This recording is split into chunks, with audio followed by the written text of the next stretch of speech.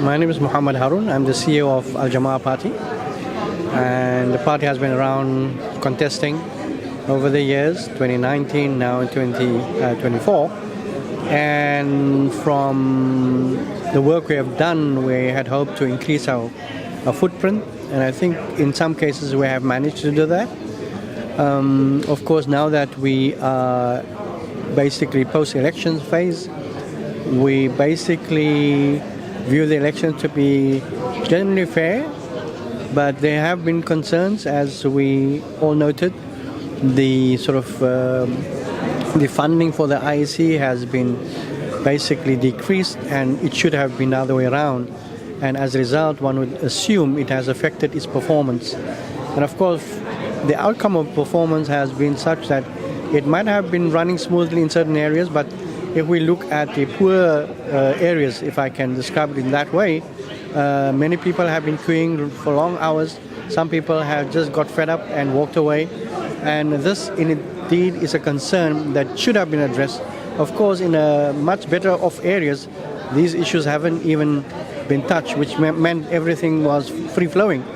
And so we ask again the question, to what extent and up to what point our community is going to be fairly treated. So it's an issue that IEC will have to address, generally speaking. Then we have had complaints of individuals whose names didn't appear. They were there, they voted, but they didn't even appear on the system.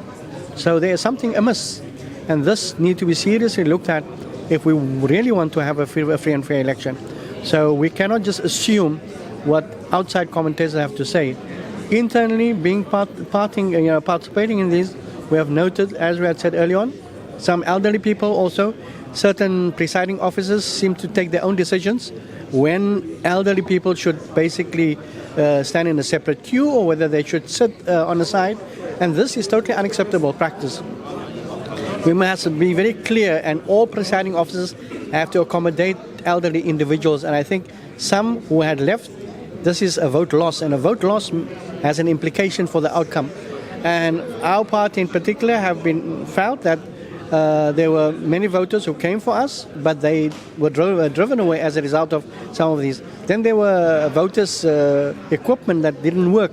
People had to wait in a queue. Why should this have been? This should have been checked. And if it was faulty, another one should have been in place. In a same radius, there was one sort of VD that had 3 such equipment. All were working, everything was fine.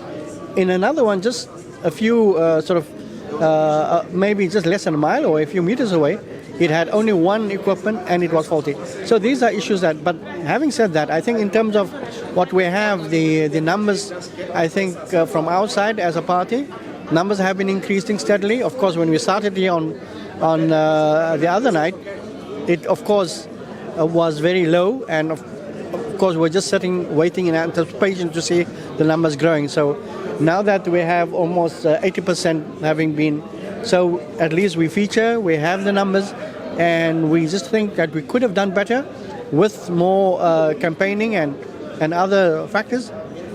But I think and of course we have also been challenged by many other smaller parties, so basically everybody wants a piece of the cake, but we feel that we should be able to manage with what we have at present, and hopefully make further changes as the in the years ahead. Thank you very much.